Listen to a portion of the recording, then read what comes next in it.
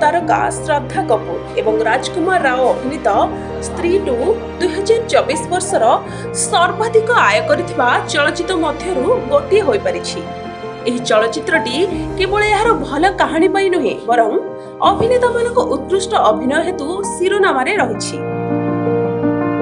अमर कौशिक निर्देशन निर्मित यह चलचित्र रे मुख्य अभिनेता तथा अभिनेत्री व्यतीत सबुठारु अधिक चर्चारे रहिछन्ती सरकटा।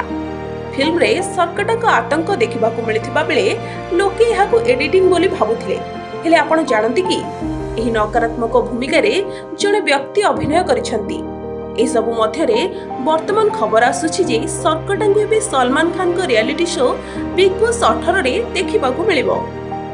निकटर एक साक्षात्कार रे सरकटा और सुनील एक रियलिटी शो पाई कॉल आसीबा विषय रे खोलाखोली भाबे कहिथिले। एही समय रे जितेबेले तांकर परवर्ती योजना विषय रे तांको पचरा गला से कहिथिले जे मो वर्तमान बिग बॉस ठारू एक कॉल पाइछि। से माने कहउछन्ती जे एहा बिग बॉस पाई अक्टोबर मास रे आरंभ हेबो। मते छुट्टी पाई अनुरोध करबाकू पड़िबो।